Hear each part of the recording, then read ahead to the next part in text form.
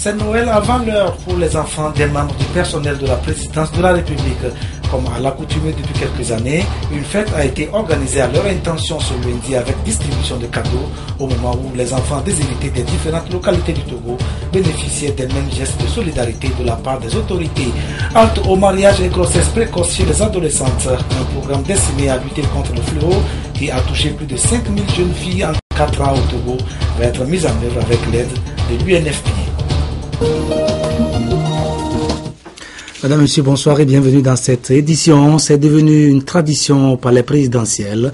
Chaque année et à la veille de Noël, la présidence de la République gratifie les enfants de son personnel de cadeaux. Cela se passe souvent dans un cadre festif organisé à leur intention où ils expriment leur joie dans une atmosphère de partage et de fraternité. Cet après-midi, c'est donc avec empressement qu'ils ont répondu au rendez-vous du Père Noël. Images et commentaires de cet événement avec Pierre Soussoupo. Papa Noël au palais de la présidence de la République. Il y est arrivé avec tout ce qu'il faut pour donner du sourire à tous ces enfants du personnel de la présidence. L'ambiance était au rendez-vous.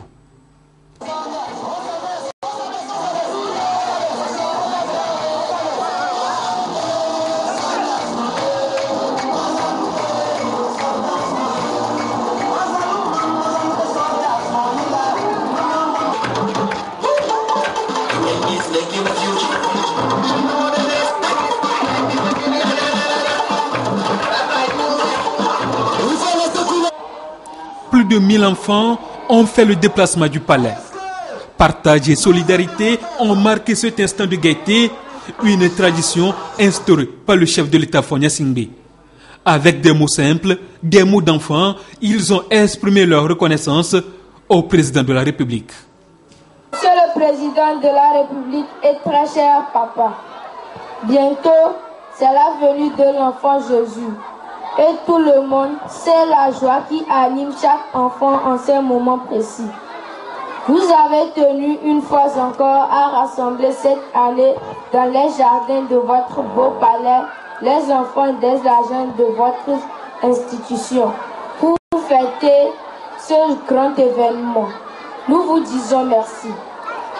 Cher papa, comme un père de famille qui est toujours assez proche de ses enfants, nous a manifesté une fois encore cette proximité en nous offrant cet après-midi encore des moments de joie partagés. Au nom des autres enfants, je te dis merci, papa bien-aimé.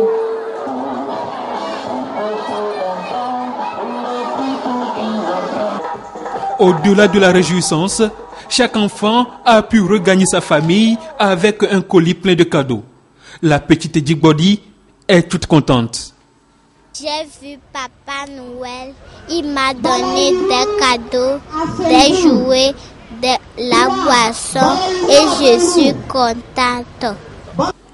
Pour la présidence, ici représentée par le directeur de cabinet et le secrétaire général, il s'agit tout simplement d'un geste d'amour du président de la République à l'endroit de tous ses enfants. Chaque année, l'occasion de la fête de Noël est une belle occasion pour la présidence de réunir les membres de la famille et les enfants pour célébrer les fêtes de Noël. Parce que Noël, c'est la fête du partage, c'est la fête de la solidarité et également c'est une fête qui invite à la joie. Parce qu'on attend le Sauveur. Et ce que ce Sauveur apporte, c'est vraiment la joie dans les cœurs. Et pour nous, c'est l'occasion donc de célébrer tout le travail qui a été fait pendant toute l'année. Mais également, c'est un message que le chef de l'État adresse à son personnel pour dire nous constituons une seule famille et que les bonnes choses se célèbrent en famille. Également, c'est l'occasion pour nous de penser à nos enfants. Et c'est également un message que le chef de l'État adresse aux enfants de notre pays, à tous les enfants togolais, pour dire que les enfants, c'est l'avenir de demain. Il faut investir non seulement dans l'éducation, dans la santé, mais également trouver les occasions pour penser à ces enfants, partager avec eux toutes les bonnes choses et dire que ces enfants sont réellement chers à notre pays. C'est des moments de fête, de fraternité et de paix. Que tout le monde se retrouve dans un esprit de famille et de partage, sans oublier les enfants qui n'ont pas eu la chance de venir à cette fête. Donc c'est vraiment un moment de joie, de paix, mais de partage avec le reste des Togolais.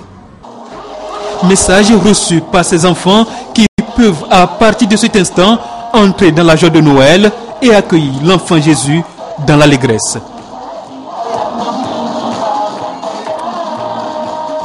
Le geste de solidarité du président de la République s'est étendu aux orphelins des centres d'accueil du pays.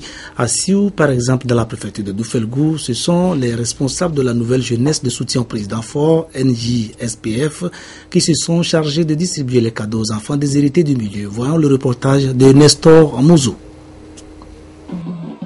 Les orphelins de Sioux, dans la préfecture de Doufelgou, visités par les responsables de la nouvelle jeunesse pour le soutien au président fort. En arrivant à l'orphelinat Notre-Dame de Nazareth, ces responsables de la NJSPF ont pris la forme de Papa Noël. Ils ont apporté avec eux des jouets et des vivres pour les enfants déshérités en vue de leur donner la joie pendant cette période de fête de la Nativité. C'est bientôt la Noël. Et la Noël, c'est la fête des enfants. Et pour qu'un enfant soit en joie, il va falloir que les parents ils pensent à ces enfants. C'est pourquoi la NJSPF, grâce au président de la République, son Excellence M. Paul et son Assemblée, est venu avec des vivres et des jouets pour octroyer aux enfants. Ces dons vont permettre à nos enfants de bien fêter la fête de Noël à l'instar des enfants des autres régions et préfectures de notre pays. Les responsables de l'orphelinat Notre-Dame de Nazareth et les autorités locales ont, au nom des bénéficiaires, manifesté leur reconnaissance à la nouvelle jeunesse pour le soutien au président fort pour cette action humanitaire. Et l'opération Noël solidaire qui poursuit également de son côté sa tournée de distribution de cadeaux aux enfants déshérités. Hier, la caravane a marqué un arrêt dans la région des Plateaux où 130 enfants nécessités de chacune des 4 préfectures de la région ont reçu des kits de fête. C'est une initiative du ministère de l'Action sociale. Reportage Clarisse Atikle. L'opération Noël solidaire aux orphelins et aux enfants démunis a mis le cap ce dimanche sur la région des Plateaux. Des kits festifs ont été distribués aux enfants vulnérables dans 4 préfectures, à savoir Bélé, Cloto, Agou et Avé. C'est la joie sur le visage des 130 enfants qui, dans chaque préfecture, ont bénéficié de ces kits complets de repas, boissons et jouets. Aujourd'hui, grâce à vous, nous avons aussi fêté comme tous les autres enfants. Nous prions Dieu Tout-Puissant de veiller sur tous ceux qui nous ont permis de célébrer la fête de fin d'année. Permettre à ces enfants de partager avec d'autres enfants la joie de Noël malgré leur situation de vulnérabilité est la motivation du gouvernement à travers le ministère de l'Action sociale. 130 enfants démunis par préfecture ont été identifiés suivant un certain nombre de critères liés à la vulnérabilité extrême pour bénéficier de ces dons, pour leur permettre eux aussi de fêter dans la joie comme les autres enfants dont les parents ont un peu de moyens. De par cette opération, le gouvernement manifeste sa solidarité à ces enfants. Et pour l'édition 2014, l'Agence de solidarité nationale chargée de la mobilisation des ressources a reçu l'appui de l'ambassade de Chine, du port autonome de Lomé, de la société Shell et de l'opération Enfant Noël Togo. L'association œcuménique Saint-Jean, section Togo, elle a pensé plutôt aux malades en cette veille de Noël. Elle vient de faire don de 2 ambulances au ministère de la Santé. Les clés des 2 véhicules ont été remises ce matin au Premier ministre, ministre de la Santé, au siège du gouvernement. Pour les donateurs, ce geste est destiné à renforcer les capacités opérationnelles du département. Compte rendu, Carmen Madié à Kakou. une ambulance et un camion des sapeurs-pompiers pour renforcer les capacités opérationnelles du ministère de la Santé. Les clés sont ici réceptionnées par le chef du gouvernement, ministre de la Santé, Kwesi Seleagodji Aoumezounou. C'est un don de l'association œcuménique de Saint-Jean du Togo pour soutenir les efforts du gouvernement en matière de santé publique.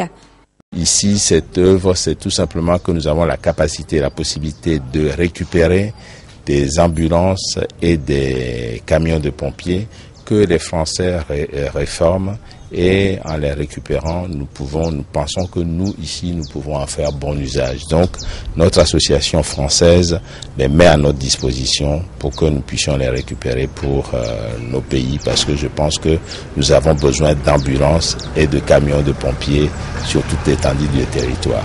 Et ce que nous faisons aujourd'hui, c'est juste pour amorcer la pompe, en ce sens que si le gouvernement le désire, nous allons continuer à demander à nos partenaires européens de continuer à nous envoyer ces camions que eux ils réforment, mais dont nous aurons besoin. Pour le Premier ministre, cette action vient à point nommé, surtout en cette période où le gouvernement s'est lancé dans la mise en place des dispositifs préventifs contre la fièvre hémorragique à virus Ebola. À la phase où nous sommes, notamment en raison de la crise de l'épidémie à virus Ebola, nous avons un besoin encore plus important de moyens logistiques en termes d'ambulances, en termes de véhicules pour les sapeurs-pompiers et en termes d'autres matériels qui peuvent nous aider. Alors je voudrais au nom du gouvernement et au nom du chef de l'État vous remercier pour ce don que vous faites au gouvernement togolais. Nous en ferons bon usage. Nous ferons en sorte que les relations qui nous lient à partir de cet instant se développent et que grâce à vous et en direction de vos amis qui vous accompagnent, qui vous aident, nous puissions établir de bonnes relations entre le gouvernement et ces associations, ces institutions, de telle manière que l'accompagnement dont nous avons besoin, malgré les efforts du gouvernement lui-même, cet accompagnement, nous puissions l'avoir à travers des gens comme vous, à travers des associations comme vous.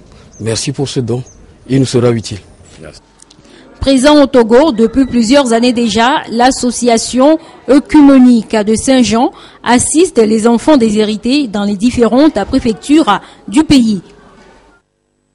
Séance de mise à niveau pour les membres de la Commission électorale nationale indépendante. À quelques mois de la tenue de l'élection présidentielle, l'organe chargé de l'organisation et de la supervision du scrutin multiplie les sessions de formation à l'intention des hommes et femmes qui la composent, la plupart étant à leur première expérience dans ce genre d'exercice.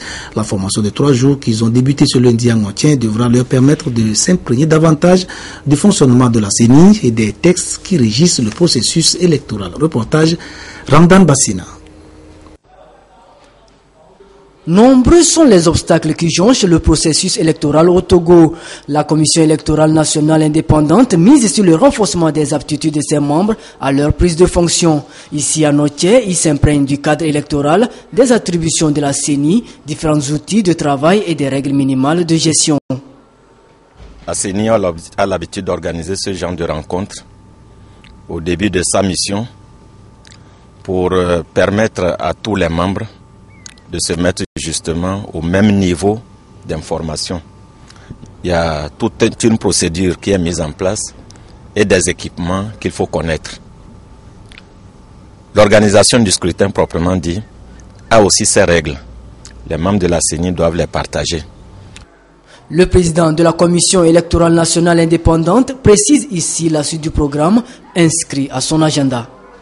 La prochaine étape étant, la semaine prochaine, l'installation des CELI sur toute l'étendue du territoire national. Et je vous rappelle que nous avons 42 CELI, c'est-à-dire commission électorale locale indépendante, 34 dans les préfectures et 8 dans le Grand Lomé. Au sortir de cette formation, la CENI attend de ses membres un engagement total et une réactivité juste pour des élections apaisées et équitables en 2015. C'est la ville de Tchévier que les cadres du ministère du Développement à la base, de l'artisanat, de la jeunesse et de l'emploi des jeunes, eux, ont retenu pour leur servir de cadre à une formation sur les principes de la gestion axée sur les résultats. Le rôle que doit jouer ce département dans le développement et la croissance économique exige en effet de ces cadres une parfaite maîtrise des concepts et méthodes de la planification stratégique et opérationnelle dans la mise en œuvre des projets et programmes. Le but recherché étant les résultats. Adolphe Paca.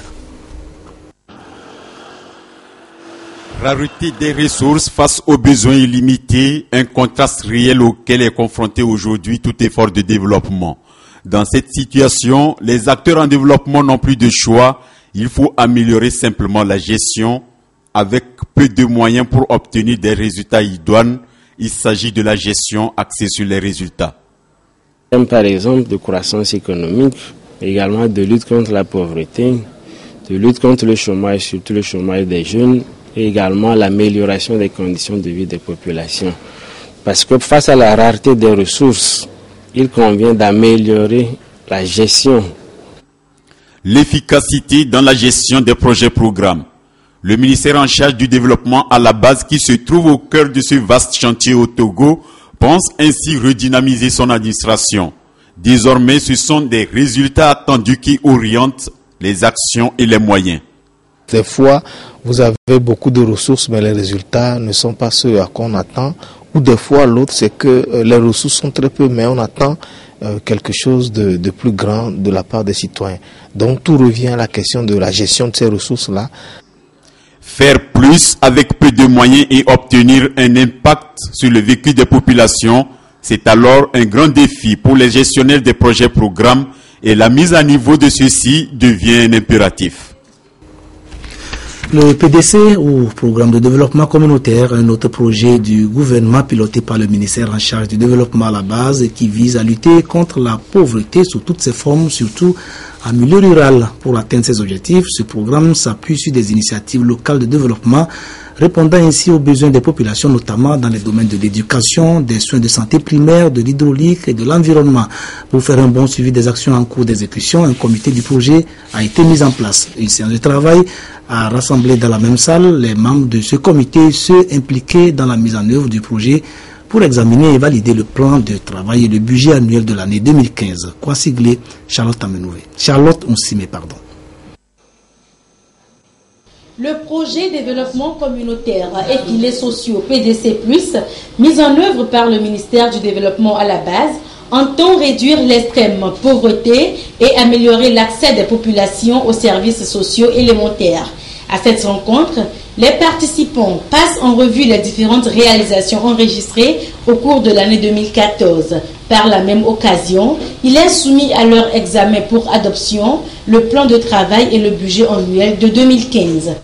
En termes de micro-projets, nous avons plus de 150 micro-projets réalisés au cours de l'année 2015. Il y a également le financement et l'appui surtout technique aux activités génératrices de revenus. Et pour les cantines scolaires, nous sommes très en joie parce qu'aujourd'hui, nous percevons que la pérennisation de cette opération se voit. Le comité d'orientation du projet est mandaté pour faciliter la synergie du PDC+, avec d'autres projets et programmes de lutte contre la pauvreté au Togo. Pour le compte de l'année 2014, la mise en œuvre du projet a entre autres permis de générer 6205 emplois, offrir des repas aux élèves via les cantines scolaires, appuyer et renforcer les activités génératrices de revenus. Nous savons tous, l'excès de chargement des marchandises par les poids lourds qui circulent sur nos routes est l'une des principales causes de dégradation des infrastructures routières dans nos pays. À l'heure de la reconstruction et de la réhabilitation de ces infrastructures au Togo, il est impérieux de prendre des mesures pour mettre fin à ce phénomène. C'est ce que le gouvernement a commencé à faire en procédant à l'installation des postes de contrôle de la charge, du gabarit et du poids sur les principales routes nationales.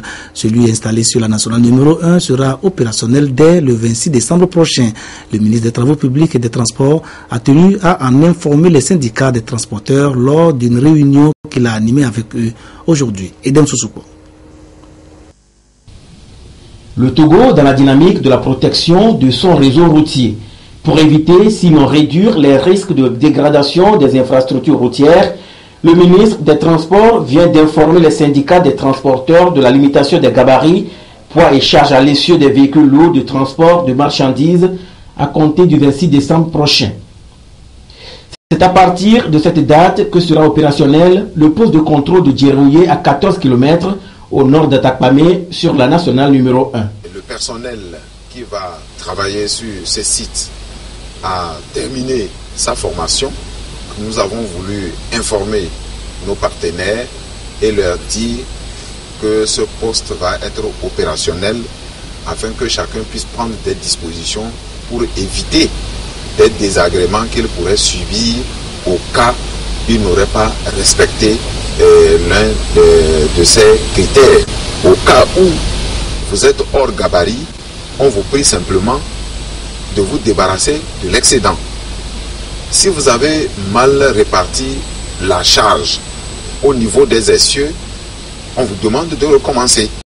Si vous ne le faites pas, vous avez des amendes que vous payez, mais le véhicule ne peut pas poursuivre sa route. Les partenaires semblent comprendre et mesurer la portée de cette décision. Ces usagers de la route pensent poursuivre la sensibilisation pour éviter tout désagrément sur les routes. On est d'accord avec le ministère puisque le règlement 14 date depuis 2010. C'est nous qui venons acheter, c'est nous qui transportons. Bon, il y a une marge à ne pas dépasser. Nous sommes obligés de suivre. À en croire le ministre Lissa Ounion-Femme, le poste de Djerouillé va faciliter le respect des dispositions depuis le chargement jusqu'à la sortie du territoire togolais. La sensibilisation sur les mesures préventives de lutte contre Ebola doit se poursuivre au sein des différents syndicats. C'est aussi un souhait mis ici par le ministre des Transports. Les transporteurs routiers qui figurent parmi les cibles de la Commission nationale pour l'OHADA dans sa campagne de sensibilisation sur les dispositions de l'acte uniforme de l'organisation. La rencontre qui s'est ouverte ce matin compte également au nombre de ses participants, des magistrats et des avocats. Apollinaire Kadanga. Ciblant les transports et le corps judiciaire pour cette formation, le législateur de l'OHADA veut bien réglementer ce secteur qui souvent, dans l'exécution de certains contrats, crée malheureusement des litiges liés à la non-maîtrise des textes.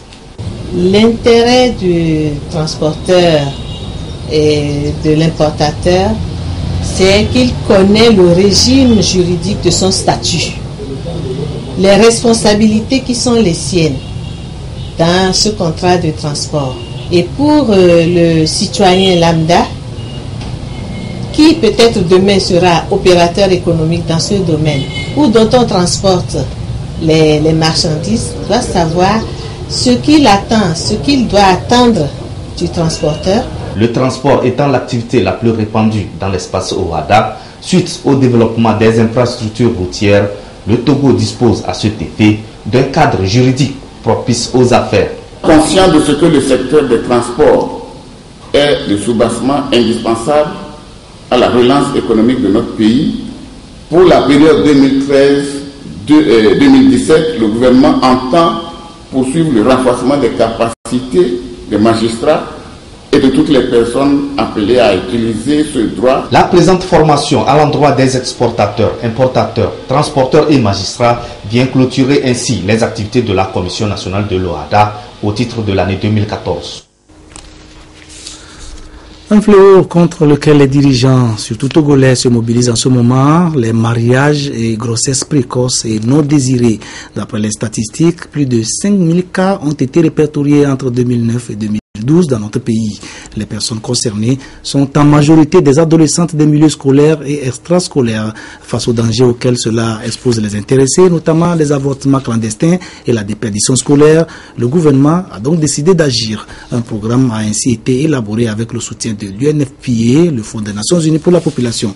Ce programme qui a été soumis ce lundi à validation doit favoriser une prise de conscience chez les jeunes. Reportage Ziara Alpha, Christine Petcheki, Aloudé. Entre 2009 et 2012, plus de 5000 cas de grossesse précoce ont été enregistrés en milieu scolaire au Togo. Les grossesses et mariages précoces sont devenus un problème de santé publique. Le gouvernement, avec l'appui de l'UNFPA, lance un programme pour lutter contre ces deux fléaux en milieu scolaire et extrascolaire. Ce programme vise à doter notre pays d'une riposte intégrée. Il s'inscrit d'une part dans le développement du capital humain qui constitue une des priorités de la SCAP et d'autre part est en adéquation avec l'objectif de la vision du Togo en 2030. Ce programme est une initiative qui participe du souci constant du gouvernement togolais de lutter contre les inégalités et les violences basées sur le genre et d'instaurer un environnement propice où toutes les filles et tous les fils du Togo pourront contribuer à son développement, ceci à hauteur de leur plein potentiel. Le programme s'établit sur la période 2015-2019 et constitue un espace national pour une meilleure coordination des interventions. Nous avons des lois, mais parfois ces lois n'ont pas de telles applications et donc on n'arrive pas à les mettre en œuvre. Et ça fait que les jeunes filles enceintes sont pénalisées, ne savent pas quelle procédure adopter pour pouvoir se faire justice. Le taux de grossesse précoce est estimé à 17% au Togo. Le système des Nations Unies s'est félicité de ce programme qu'il promet de soutenir en vue de renverser les tendances. La mutuelle des Assemblées de Dieu du Togo était en fête ce week-end. Elle célébrait ses 20 ans d'existence, l'occasion pour ses membres de faire le bilan de leurs actions et d'envisager l'avenir. Voilà le reportage de Lucassi présenté par Clarisse Atikle. Cette coopérative a fait le bonheur de plus de 55 000 membres qui lui sont affiliés sur toute l'étendue du territoire national, et ceci en leur octroyant du crédit pour la promotion de leurs activités économiques, sociales, coopératives et spirituelles. La COPECAD a participé beaucoup au financement des activités génératrices de revenus des membres. Au regard du travail abattu, la COPEC-AD participe énormément à l'épanouissement économique du Togo par la réduction de la pauvreté et la promotion de l'emploi. Et cela se traduit par les 300 personnes employées par cette institution financière.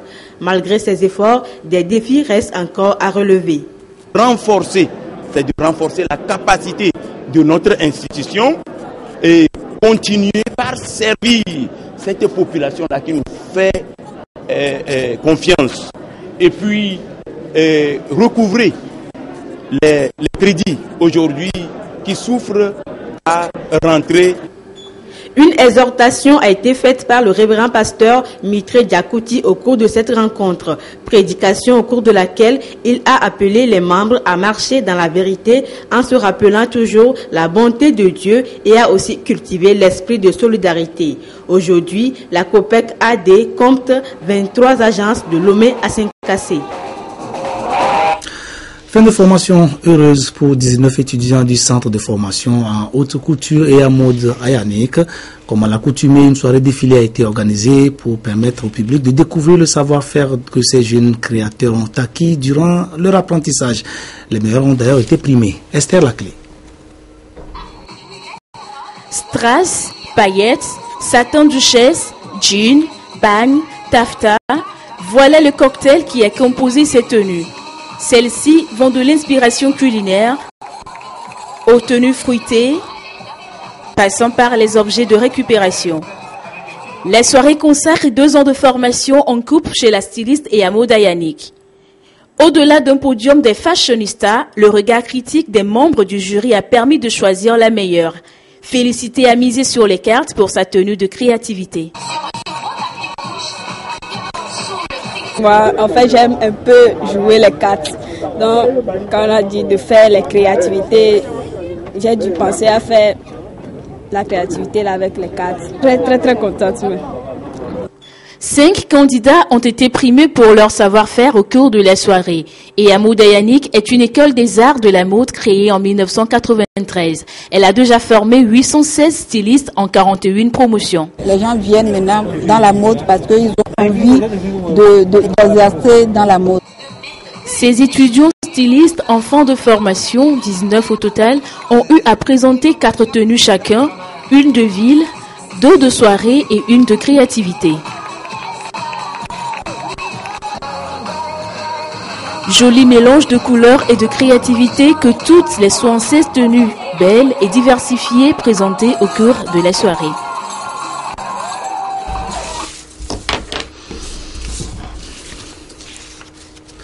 Et c'est le moment choisi par Bamondi pour quitter les siens. Grande figure de la haute couture togolaise et africaine, Blandine Sambiani Bagna, alias Bamondi, avait encore émerveillé le public il y a à peine 2 mois à l'occasion du festival Bimot 228 dont elle est la promotrice. Elle s'est éteinte ce week-end à son domicile des suites d'une courte maladie. Dans les milieux artistiques où elle était très connue et respectée, la nouvelle a fait l'effet d'un coup de massue. Esther Laclé. Ce sourire, ce charme, ce regard n'illumineront plus jamais le quotidien. Bamondi s'en est allé au soir du 21 décembre 2014, laissant dans le cœur de tout un chacun un vide que seul l'Éternel pourra combler. Cette styliste, pétrie de talent, est l'une des toutes premières à représenter la mode togolaise au-delà de nos frontières. Depuis 22 ans, cette figure emblématique de la mode africaine habille les Miss Togo. C'est un grand vide, nous n'arrivons même pas à nous rendre compte de cette réalité. Nous essayons d'en faire malheureusement avec et de voir comment prier pour que son âme puisse reposer en paix. Condoléances à tout le monde et qu'on la porte dans nos cœurs, chacun à sa manière, et que Dieu lui donne la paix. Sa dernière apparition publique remonte au soir du 22 novembre, nue apothéose de la 4e édition de la Biennale de la mode togolaise et qui célébrait ses 30 ans de carrière. Les proches et collaborateurs de la Femme Leader 2012 se rappellent toujours de leurs derniers moments ensemble et des projets communs. Cette nouvelle nous a choqués, d'autant plus que nous avions une activité prévue pour la veille de la fête des enfants, la fête de Noël. Et c'est une perte pour non seulement le Comité national Femme Leader, mais c'est une perte pour tout le pays. Blandine Sambiani Bagnan a tiré sa révérence, mais demeure éternelle à travers sa création, sa marque et ses œuvres. Elle s'en va, laissant entre autres comme héritage la Biennale de la mode togolaise du mode 228.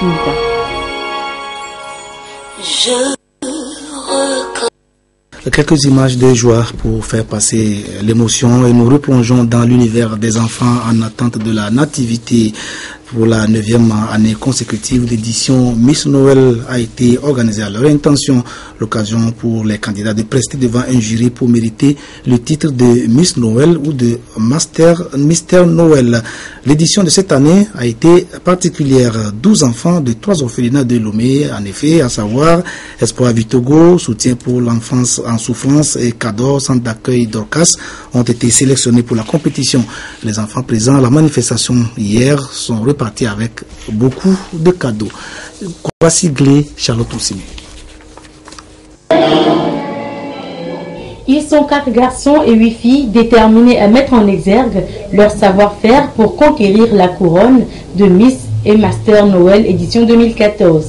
3 passages en tenue de ville traditionnelle et de soirée ont permis à ces candidats de charmer le public. Quelques secondes de suspense et le jury délibère. Odo Esther et Zoglo David remportent la couronne.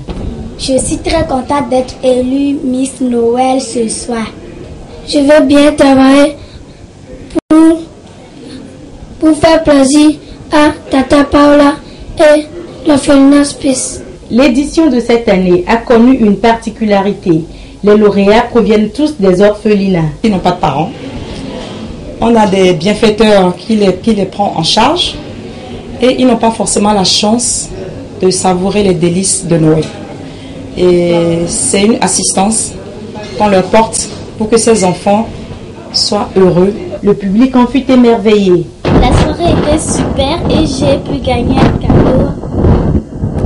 Et aussi, je me suis bien amusée. Cette 9e édition a permis aux enfants, surtout aux couches vulnérables, de se sentir aimés et d'accueillir le petit Jésus en toute allégresse. La soirée a été couplée d'un défilé de mode. L'occasion pour les grands mannequins en devenir d'exposer à leur père les tendances pour ces fêtes de fin d'année. Ce communiqué de la société pour finir, la direction générale de la compagnie d'énergie électrique du Togo CET informe son aimable clientèle qu'en raison des problèmes techniques urgents à régler sur ces installations, la fourniture du courant électrique sera perturbée le mardi 23 décembre 2014 de 0h30 à 5h30 à Lomé et ses environs. Le rétablissement du courant électrique dans les zones affectées interviendra dès la fin des travaux. À cet effet, la société recommande que les appareils soient débranchés et ne soient remis en service qu'après le retour de l'électricité. La direction générale de la société présente ses excuses aux clients des zones concernées et les remercie pour leur compréhension. Merci d'avoir suivi cette édition. Excellente soirée à tous. Retrouvez Isidore Kobatine pour notre dernière édition du jour. Au revoir.